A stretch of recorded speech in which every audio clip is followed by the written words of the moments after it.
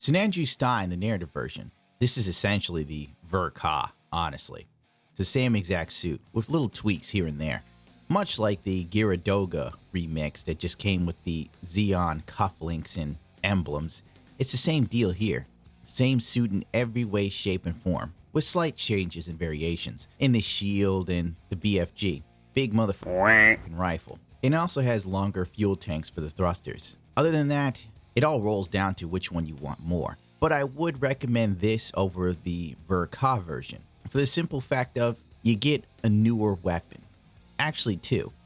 You get a shield grenade launcher as well. So a little extra something. On top of that, I believe there's enough parts in here to basically make 2 extra arms and half a shield with an extra buster rifle. The reason why this kit costs so much is because Bandai charges you by the plastic.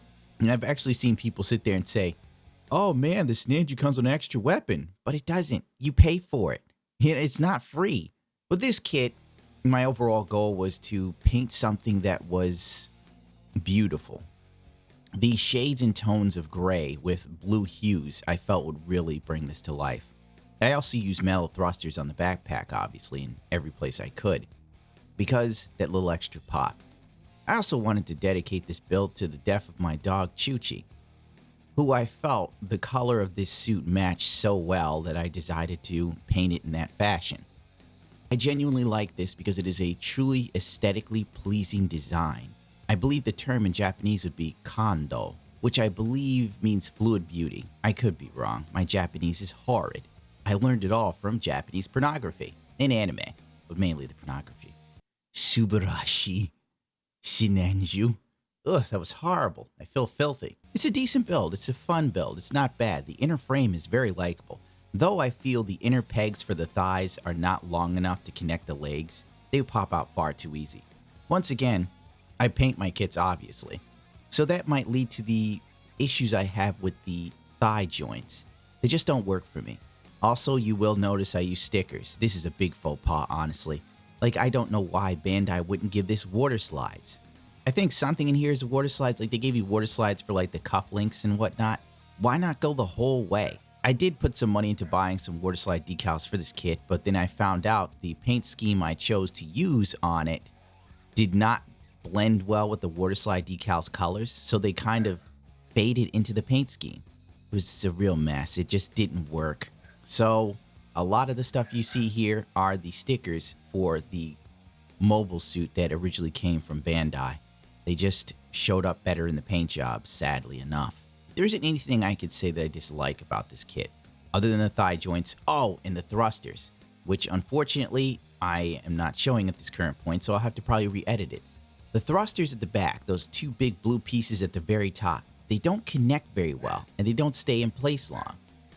The blue pieces at the top of the thrusters fell apart too easily for me, making maneuvering them and putting them into different poses and positions a bit annoying because it always required me to pop them back in place. I would most likely recommend glue in this case. Maybe I was unlucky, maybe my paint has something to do with it. Poseability with this kit is pretty high up there. It's highly articulated, and I like the design of everything here. Even the parts of the inner frame that are exposed when you move the leg joints or arms are nice because they're beautifully hidden within the outer armor. The only real gripe I have at some points is with the BFG when the beam rifle is then connected to the bazooka. It does look sick as hell. Is the fact that it's really seriously very heavy. Like, it is crazy heavy. You look at the promotional material for the Sinanju Stein and you see him actually holding up the blaster and it's not touching the ground. But when I put it together, my blaster hits the table every time.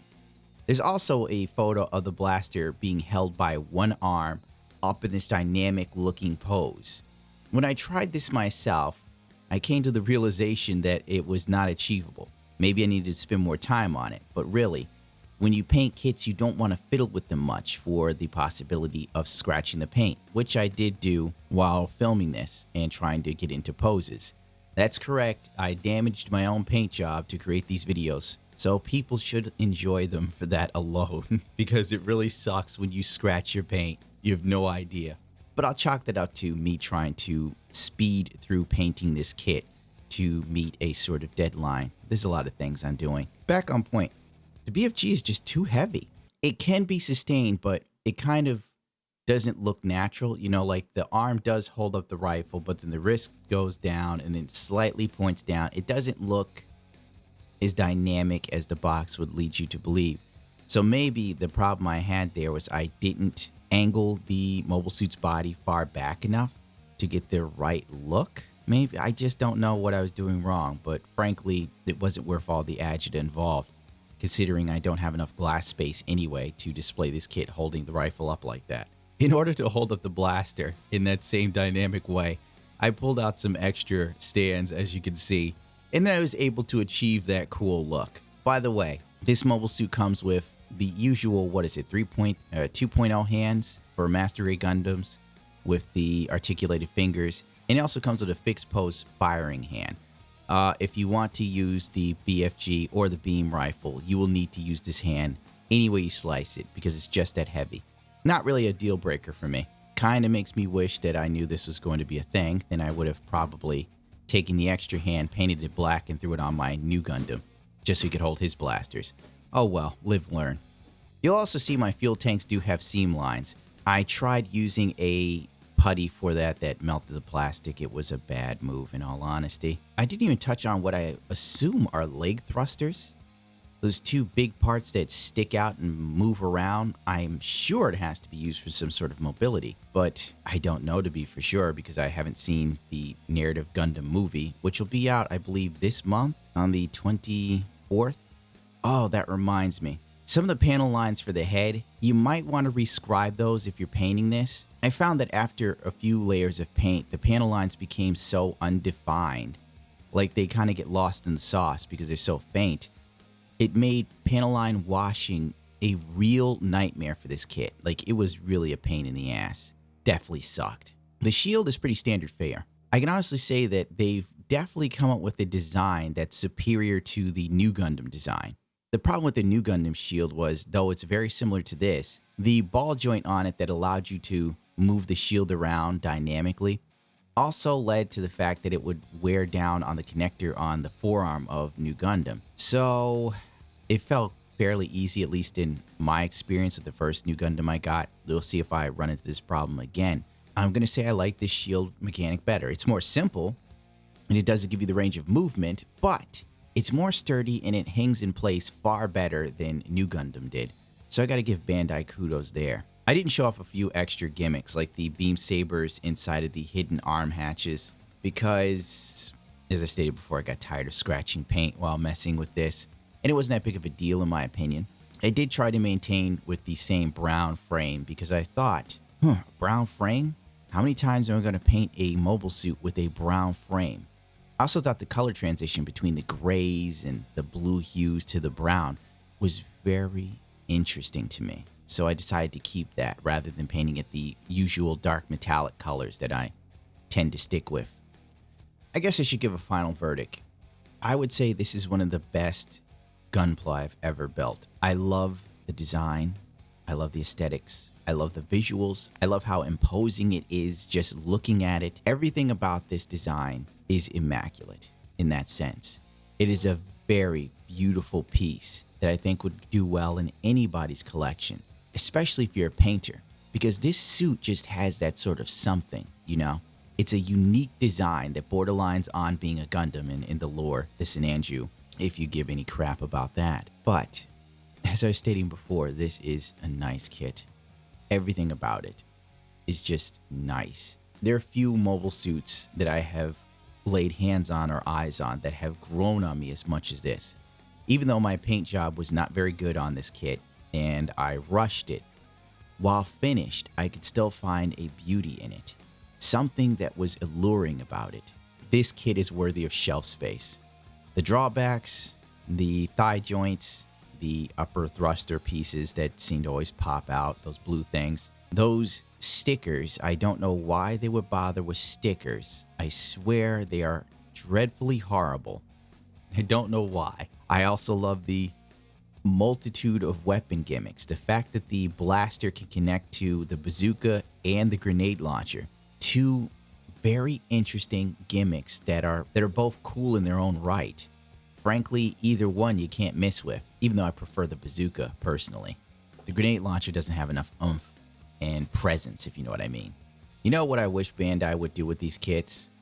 I wish they'd make those like leg pistons at the back of the knees like a separate part so that you could paint them individually and then pop them in place rather than having to do all that masking. I just don't know why Bandai went with that. Because if you look at the older master grades, like the first new Gundam, it used to have tubing back there, which looked way cooler than this. Like this sort of fabric tubing that looked like carbon fiber, but whatever. Frankly, I would say buy this kit, definitely. This is a kit I would recommend to anyone into Gunpla at all that wants something that just looks badass through and through. Oh, God, I forgot those little leg fins for the lower leg thrusters. Those suck. Those suck. Like, they keep popping out of place for me. I don't know why. But other than that, this is a definite buy for me. And you can always check out New Type HQ and use the promo code ItsAGunpla because they sponsor the living hell out of me. They send me tools all the time. Everybody else who wants to sponsor me comes up with some gay thing. Oh, we'll sponsor you if you buy this absorbently expensive thing you don't need or want. And then we'll give you 30% off of it. And you can have our logo all over your webpage. Like, how is this a win for me? Rate, comment, and subscribe so that way YouTube doesn't bury me. Please forgive me if this review seems fragmented. I have a very highly energetic puppy running around the house, and she's more than a handful, unfortunately. So this is less than stellar, in my personal opinion. I'm also a little bit tired. I do apologize. Oh, and don't mind the fuel tanks on the back of Sinanju. I didn't finish them. There's some gray accents in the lower square areas I forgot to implement. I don't know if I'm going to hand paint them or mask everything off and spray it. Maybe I'll do the spray. It'll look better than hand painting, in my personal opinion. All right, now I'm the hell out of here.